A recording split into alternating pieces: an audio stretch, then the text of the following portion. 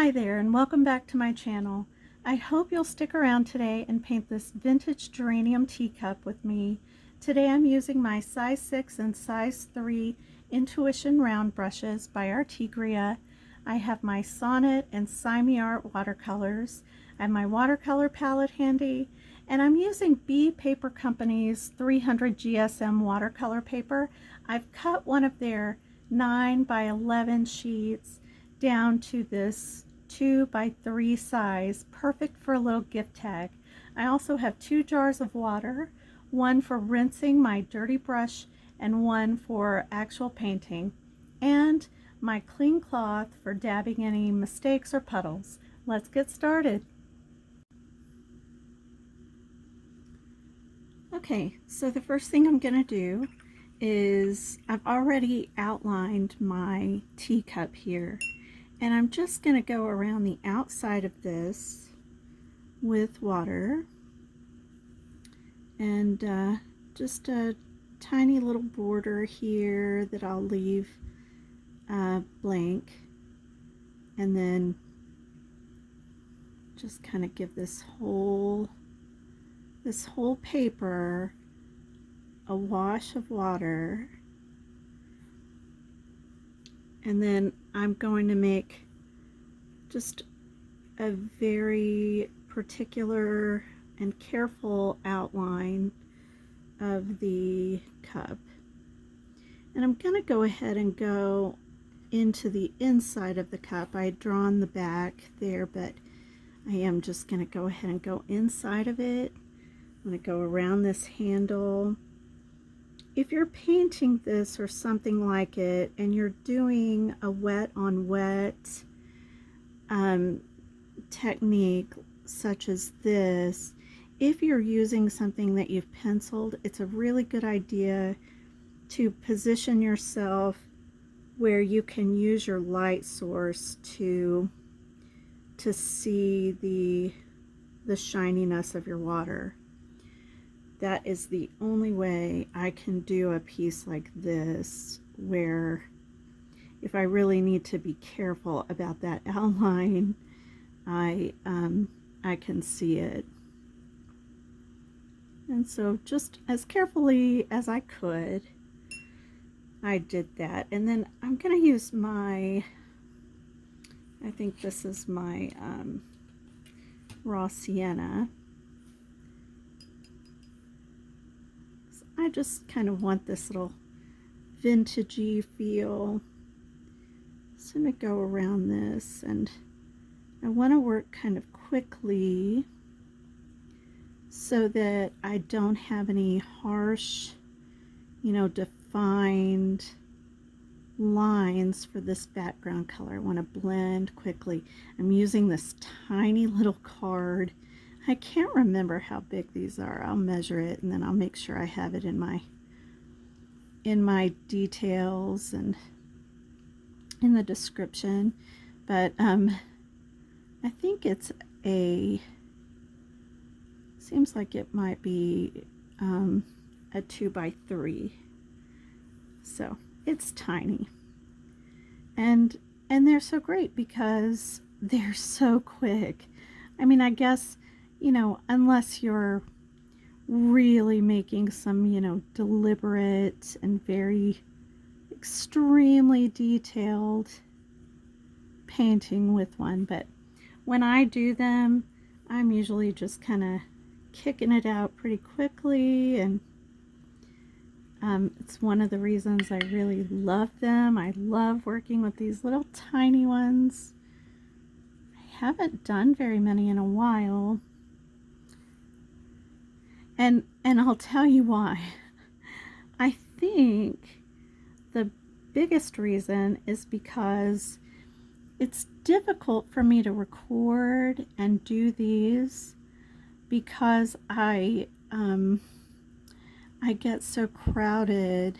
My brush gets crowded, and I end up clicking my brush into my camera holder, and it just aggravates me.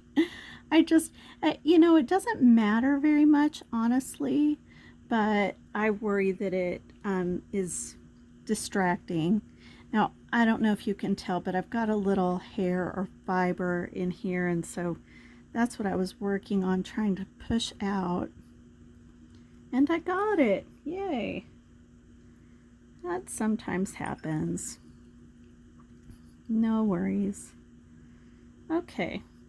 And then I just need a bit more pigment out here. I want some of the background, even up at the top, to be kind of a, you know, a good shade, a good amount of that. This is one of my favorite pigments to use for backgrounds. It just works so well. It's a very warm and pleasant neutral.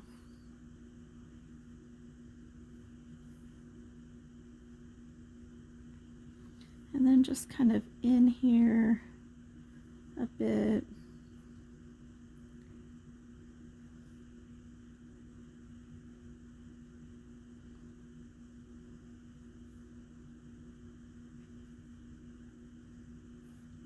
So far, I totally love it.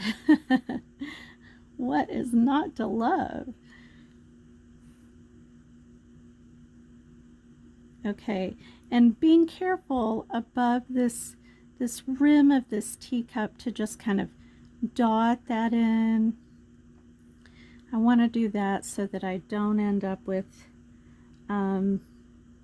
just a solid line of background. Okay, a little shadow there. Maybe add a little more just here and there.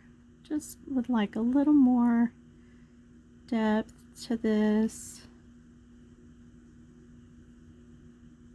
Maybe a little more inside that handle.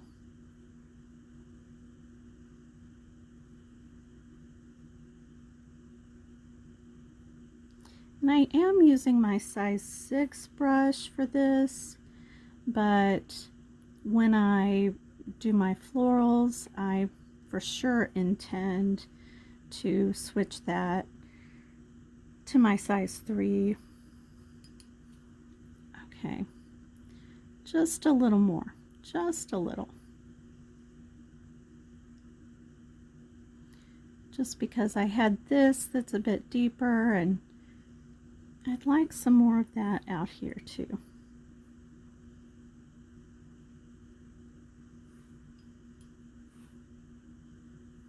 And I am not concerned even a tiny bit if I add a bit of water in and it pushes pigment and I end up with some of that, what I like to call ferning, only because that's just what it looks like to me. Just kind of this ferning pattern. But listen, if you don't care for that, you can, you know, be a bit more guarded with your water, but I was not worried. I think that, you know, could be cute if it's not out of control there. So, okay. Well, I think in this cup I want to do some geraniums, and I want to let my background dry somewhat, but I think I could go ahead and just dot into a few places with, you know, a nice wash. I just want to add some red where I think I'd like to have these geraniums.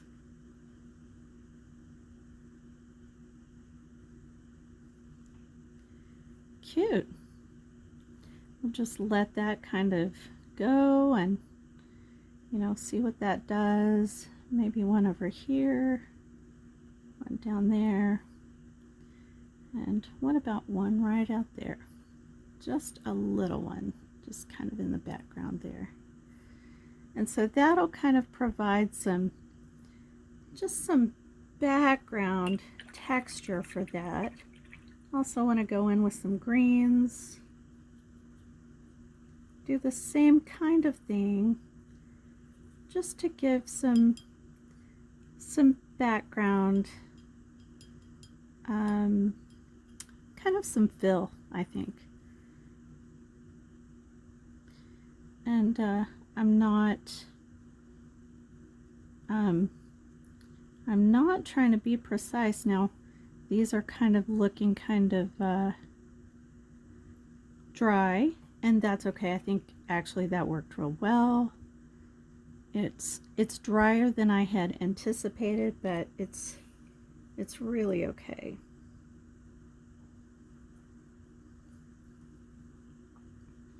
Yeah, I like that.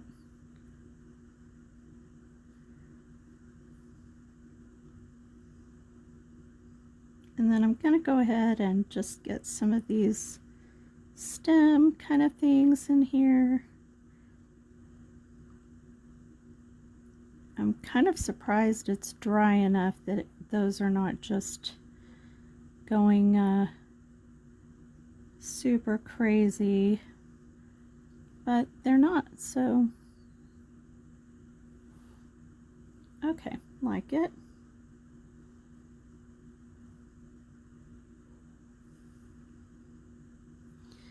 Alrighty. Now I think I will go in with just a little bit of water and soften up these edges of these leaves here. Just add a little softness.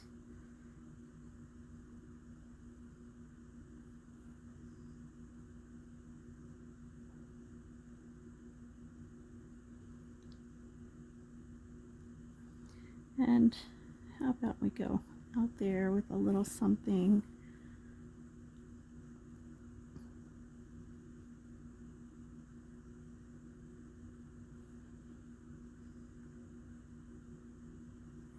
Okay, I like it. See, just some hints of this and that out there.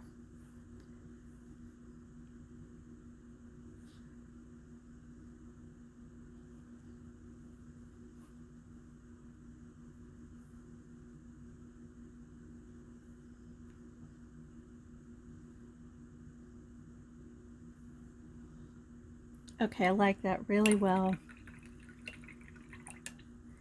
At this point it's staying real abstract, and that's working great for me. So I want to go in. I really love what I have going on with this teacup, but I want some shadow in it. So I'm just taking my little size 3, and I apparently had just a tiny bit of pigment already on this, which is so funny because it's kind of just naturally doing what I wanted. Now that's not always going to happen, and I feel like I just kind of got lucky, but so I've got a little bit of Payne's gray on this, I guess. And see, there I went with bumping my camera. But I'm just outlining this on the inside edge, and then bringing that all the way around, and then I'll blend it. Take a little more of this Payne's gray. I'm using a really light wash of this.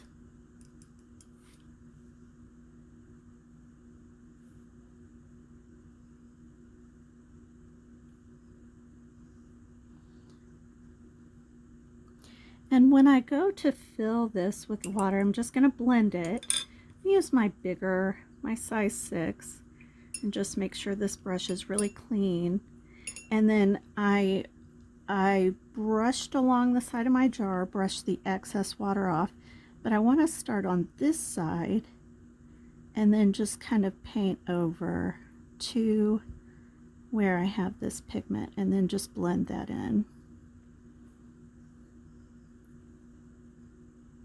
I think that worked perfectly. So it's just a hint of that Payne's gray, and I may go back just one more time a little bit more on the side.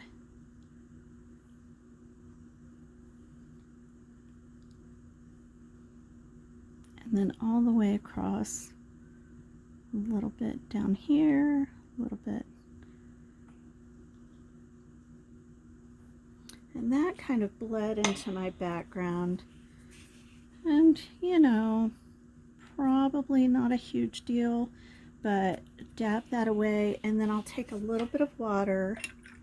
I want to be careful because I have obviously this background going on, but maybe I'll just take a little bit of my pigment, that raw sienna, and just kind of brush at that, and then just kind of blend so it just looks like it's texture in that background, and it's totally fine. No deal breakers here. So absolutely love what's going on with this. I'm really excited about it. I think it's going to be fun. Now, I used a lot of water on this background, and you can tell my paper's still a bit curled or bowed, and so this, I've mixed some pigment and water with my dark red, the same thing that I used for that background. And when I drop these in, we'll see if it's going to bleed. And I'm using my size 3, but it's, I just really needed to use a little less there. But I'm just taking this and making these little, little petal marks, petal shapes. And now I'll go, same thing, just rinse that off. And with, you know, I'm actually going to blot my brush and soak a little bit of this in, just because it was so much. I think I was going to end up with a giant puddle. But rinsing my brush and then brushing the excess on the side of my jar, I'm just going in and touching the tiniest bit into these pigment dots with the tip of my brush, just making the faintest, most delicate little petal shapes. And it's so easy, and it just gives you this abstract, very soft focus, you know, just loose idea of a watercolor. And I'm kind of brushing some of this out because it got a little too perfect, and so what I want to do is dab that just a touch, and then I'll come back and redo that just a little less ordered. It was a little too organized, I think. And I think one of the keys to these is to make sure to kind of change the angle of your brush and don't evenly space them. These are not polka dots, and you don't want them evenly spaced. That's kind of what happened there. So now going back again, and these are kind of a little more in the background, so I don't mind that they're a little more faint. That's kind of what I want. They're just a bit more muted. And I like to work these really one flower at a time because I don't want my pigment to dry. And so you'll see that sometimes I'm kind of dotting two of these together, and then sometimes really just one. And then again, rinse my brush, drag off some of that, most of that excess water, and then just start touching the pigment. Just kind of, you know, I'll touch it 2 to 4 times generally, one of the dots, so that I have somewhere between 2 and 4 petals coming off of there. And I feel like that could actually use a little more pigment in a few places, and so you can just kind of dot that in. You want to be careful not to go too crazy with it, because it'll just spread everywhere and it can muddy all of it. But you know, stay loose and don't panic if it kind of does do that.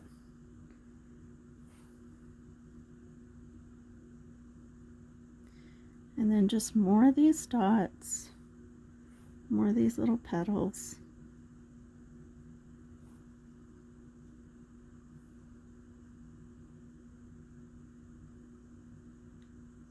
Okay.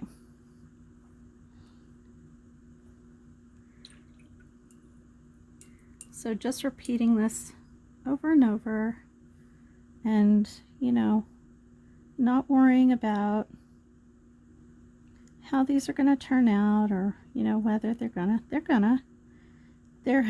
geraniums. You almost can't do them wrong. They're very forgiving, I think.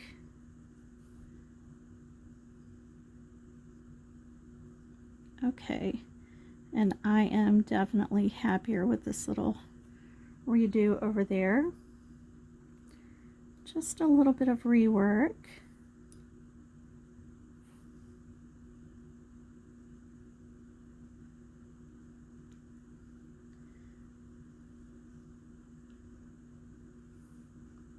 And you can tell if you're getting kind of low on the amount of pigment that you want, and you can, you know, grab a little more. And I just love how these are kind of, you know, fading, and I feel like they just look super soft. I love the idea of them, and super fun to paint, especially the little bitty ones. They're so fun.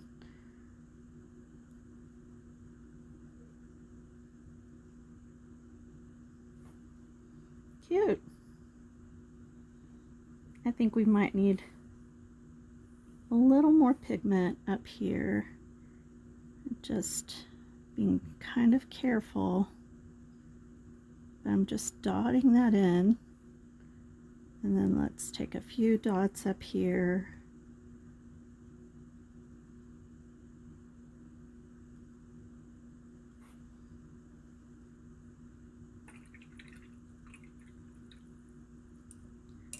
Gosh, I love it.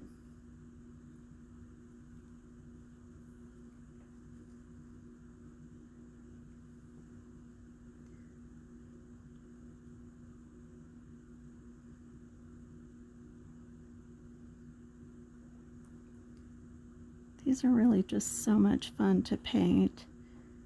Okay. And again, totally fine if these petals kind of bleed into each other and, you know, overlap, and kind of losing detail is definitely okay. Okay. I love it. I want to give just a little more detail to some of the leaves. I don't want to overdo it. I want to keep this nice and loose, abstract-ish, but I just feel like some of these could use a little, just some shaping, maybe a little bit of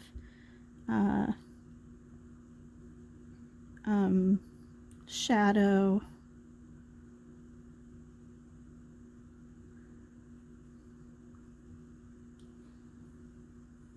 Let's see. Let's kind of continue this one all the way around.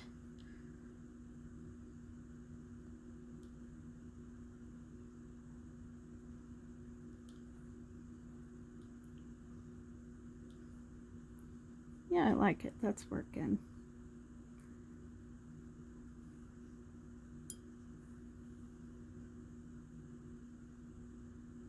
I like how that just dotted there. That's cute.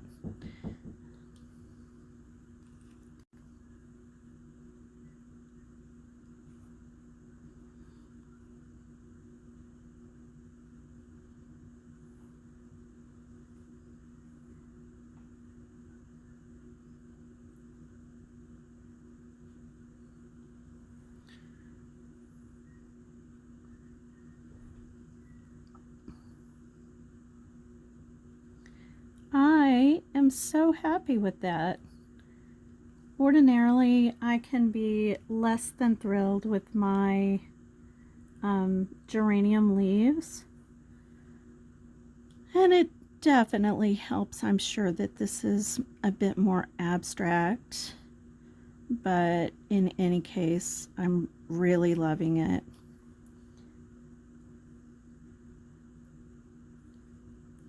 And it helps that it's tiny. I've said it before, but these tiny paintings, they just don't require all the detail that, you know, a full-size painting has to have. And that's one of the things I just love about them. It's just a few strokes will do it.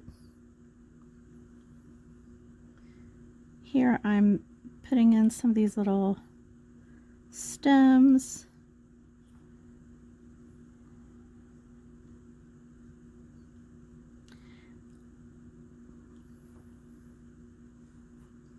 And I think some of those could be softened a bit.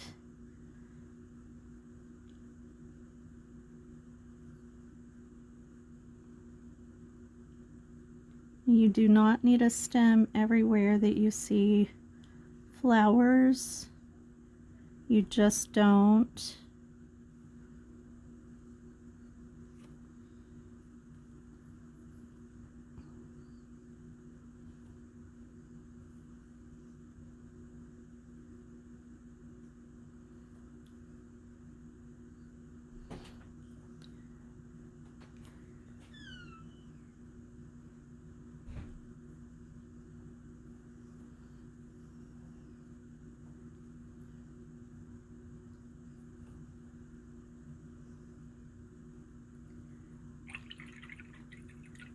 Okay, and so I think just to soften this, just a few of those little stem places, especially back here where this is a bit more of a, just kind of a background area.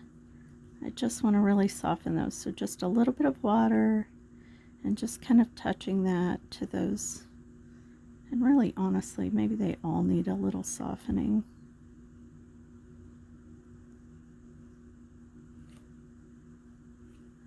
And then I want to take just a little bit of green right here.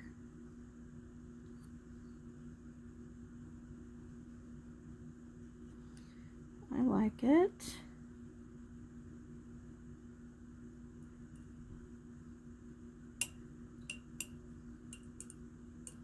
And just for a little more balance,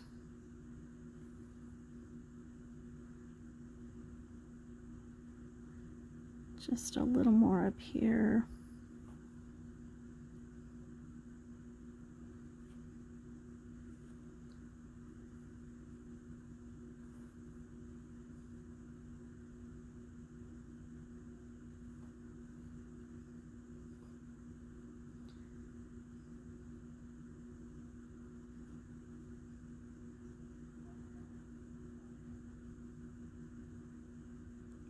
Okay,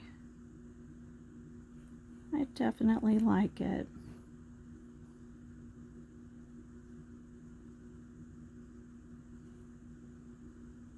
And I do think I will add just some deeper green just in here.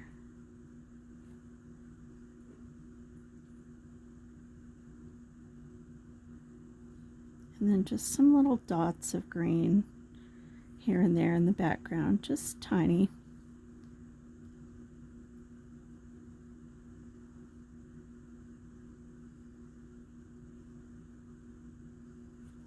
Just some little things that are kind of peeking out there. I think that this is pretty well done. Just see if there are any little spots inside there that need a little this or that. But I'm happy. I would call that done. Cute little geranium card. Tiny card. This would be so sweet for a gift tag. Can you imagine getting a little gift tag like this, hand painted, just for you, just because someone loves you? I think that's very sweet. Okay, so a few little spots there that just needed a little bit, a few more strokes, and I like the depth that they added, but I'm going to soften them just a tiny bit, just with a little bit of water.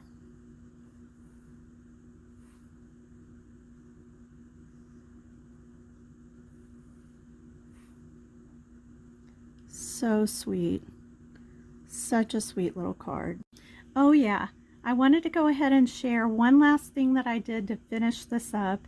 I noticed that I had some unevenness in my teacup right here, and I thought that would be perfect to just add a little bit of shadow. I took a bit of my Payne's Gray and just a brush stroke or two right there, and then right here beneath the teacup, and then I just kind of trailed this off this way so that it was, you know, just kind of a delicate shadow, and then a little bit right here in the crook of the handle, right here, and then right here. And I really feel like that finished it off for real this time. I hope that you enjoyed painting this with me today. If you're saving it to paint later, please let me know how it goes. And as always, happy painting!